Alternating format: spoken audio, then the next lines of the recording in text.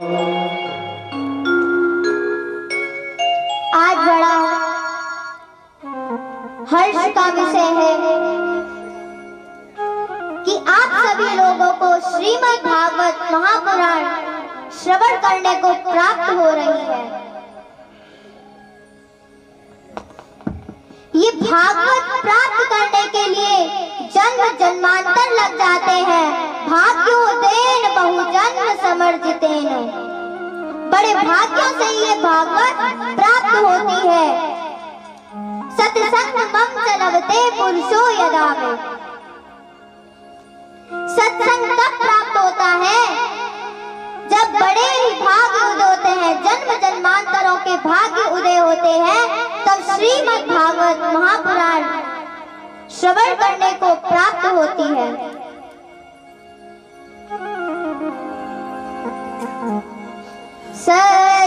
सच्चिदानंद रूपाय विश्वोत्पत्त्यादि Hathaway तापत्रय विनाशाय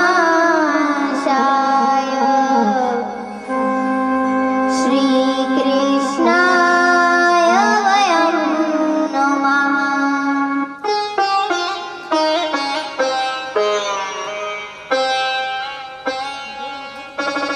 इस श्लोक में व्यास जी अपने शिष्यों के साथ भगवान श्री कृष्ण को नमस्कार प्रणाम करते हैं।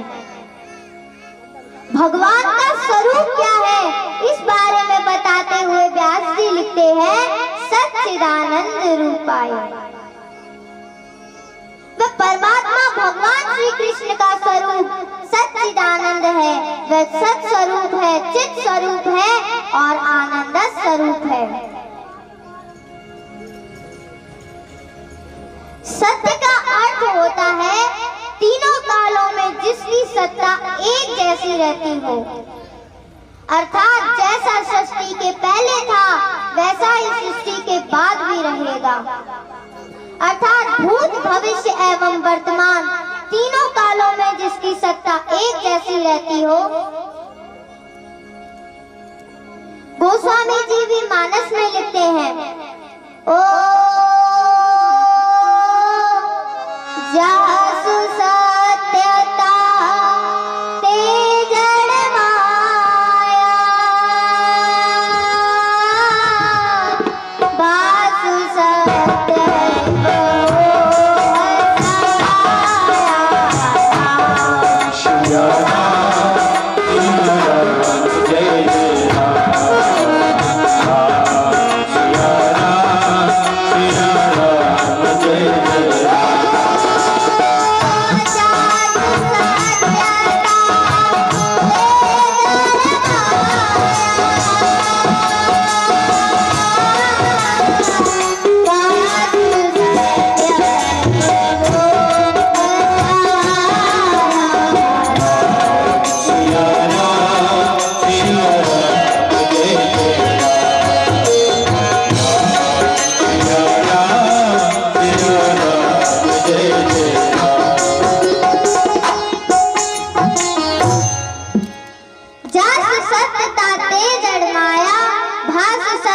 मोह सहाया।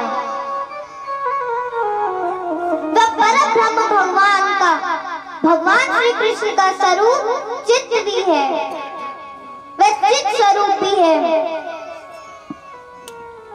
ये संपूर्ण संसार जड़ होते हुए भी चैतन्य प्रतीत होती है। इस संसार में झूठ, असत्य, मिथ्या ये सारी चीजें भरी हुई हैं, लेकिन तब भी ये संसार सत्य प्रतीत होता है।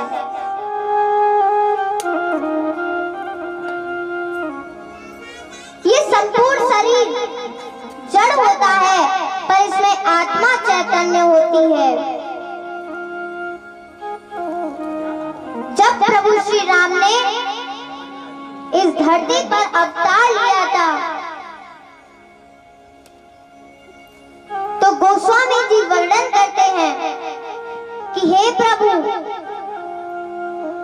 आपका शरीर अन्य संसारी जीवों की तरह नहीं है, क्योंकि अन्य संसारी जीवों का शरीर जड़ होता है, उसमें आत्मा चैतन्य होती है, परंतु आपका तो संपूर्ण शरीर ही चैतन्य है।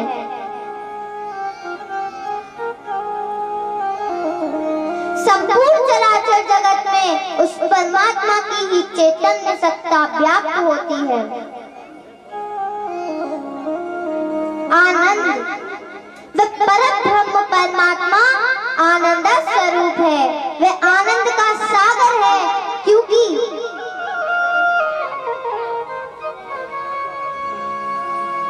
उस परमात्मा ने आनंद की एक बूंद लेकर इस पृथ्वी पर छिड़क दी तो संपूर्ण संसार उस आनंद के पीछे ही भाग रहा है। कोई किसी के पीछे भाग रहा है तो कोई किसी सुख के पीछे भाग रहा है। हर किसी की पसंद अलग अलग होती है। किसी को रसगुल्ले पसंद होते हैं तो किसी को छेना पसंद होते हैं। हर किसी की पसंद अलग अलग होती है।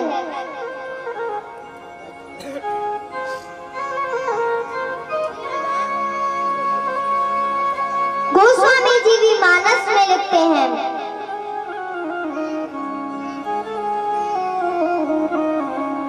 जो आनंद सिंधु सुख राशि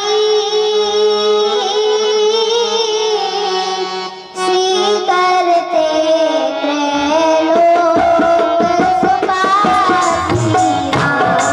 श्री राम श्री राम सभी लोग ताली बजाते हैं। श्री राम श्री राम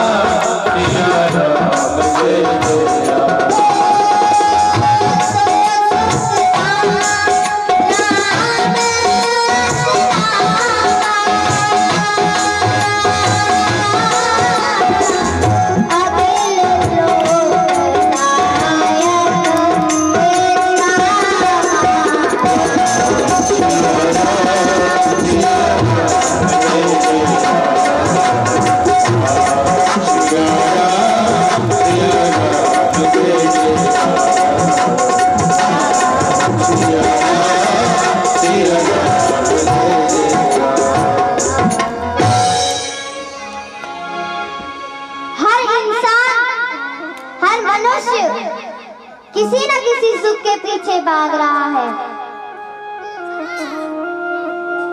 अच्छा ये बताइए कि सुख बड़ा है कि परिश्रम?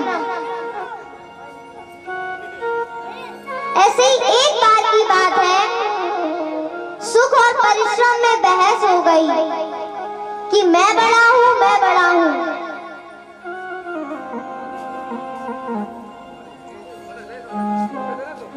तो उन दोनों को एक युक्ति आई।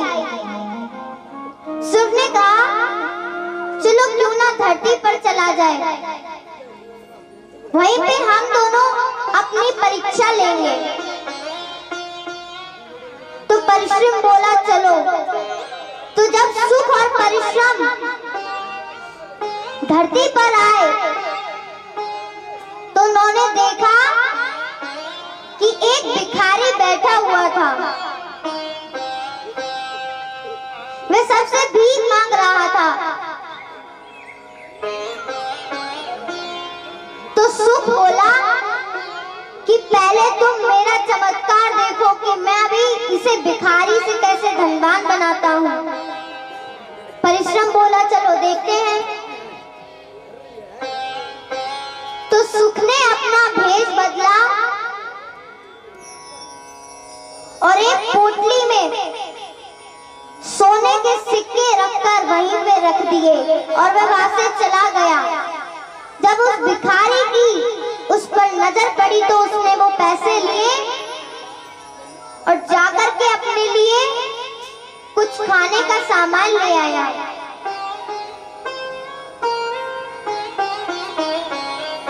अब खाना खत्म हो गया, अब वो फिर से भीख मांगने लगा। अब कुछ दिनों के बाद सुख और परिश्रम दोनों धरती पर गए। रहा है।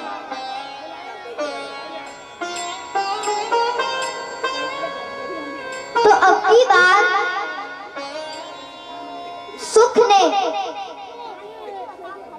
एक बोरे भर के सोने के सिक्के डाल दिए और जाकर के उसको दे दिए। अब वह बड़ा प्रसन्न हुआ भिखारी और जाकर के तुरंत पहले अपने लिए खाना लेकर आया, कपड़े लेकर के आया, उसने बढ़िया सा घर बनवाया और बढ़िया बढ़िया गाड़ियां लेके आया, फॉर्च्यूनर, रेंज रोवर। अब कुछ दिनों के बाद सुख और परिश्रम फिर से गए तो देखा कि वो फिर से भीख मांग रहा है, क्योंकि उसके पास धन तो अब बचा ही नहीं था। वो फिर से भीख मांग रहा था। तो परिश्रम बोला कि अब तुम तो हार गए, अब तुम हमारा कमाल देखो। तो परिश्रम ने भेष बदला और जाकर के उस भिखारी से कहा कि भाई, कि तुम ये जो भीख मांगते हो इससे तुम्हारा काम नहीं चलेगा।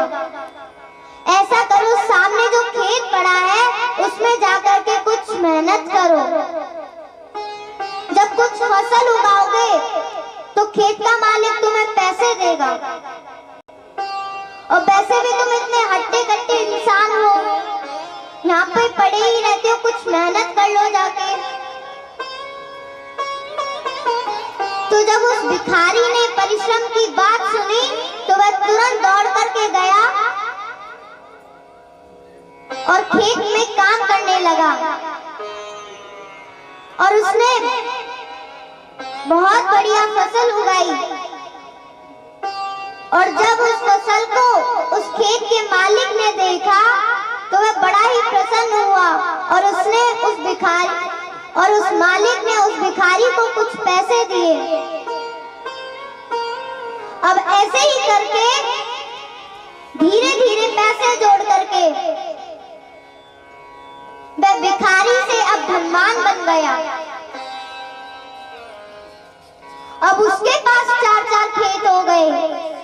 तो जब कुछ दिनों के बाद सुख और परिश्रम गए तो देखा कि वहां पे तो जो भिखारी बैठा था वो तो है ही नहीं। तो परिश्रम ने पूछा कि भाई यहाँ पे तो भिखारी बैठता था, वो कहाँ गया? तो एक इंसान ने कहा कि भाई जो यहाँ पे एक इंसान बैठता था वो तो अब इस गांव का सबसे बड़ा धनवान बन गया है। तो आदमी कुछ करना नहीं चाहता है और घर बैठे बैठे ही पैसे कमाना चाहता है। आजकल का मनुष्य बड़ा ही आलसी हो गया है।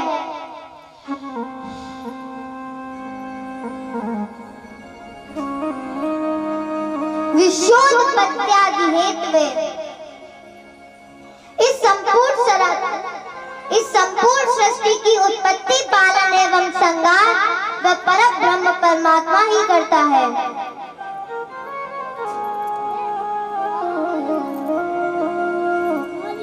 उत्पत्ति करते हैं ब्रह्मा जी, पालन करते हैं विष्णु जी एवं संहार करते हैं भोले जी।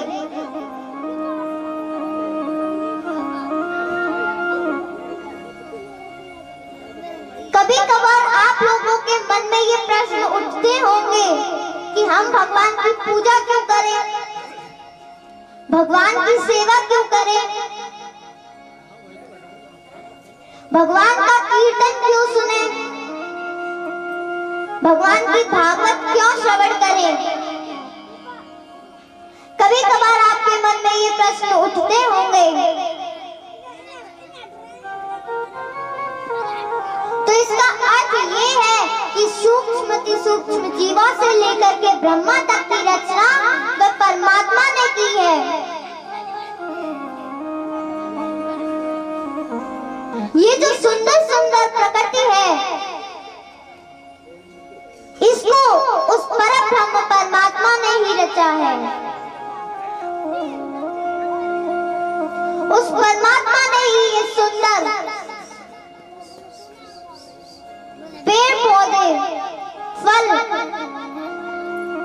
ये सब चीजें आपको दी है।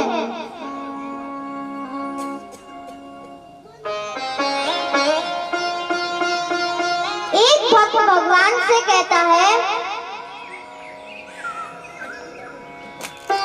रचा है सृष्टि को जिस प्रभु ने, वही ये सृष्टि चला रहे हैं। रचा है सृष्टि को जिस प्रभु ने, वही ये सृष्टि चला रहे हैं। रचा है सृष्टि को जिस प्रभु ने, वही ये सृष्टि चला रहे हैं। रचा है सृष्टि को जिस प्रभु ने, वही ये सृष्टि चला रहे हैं।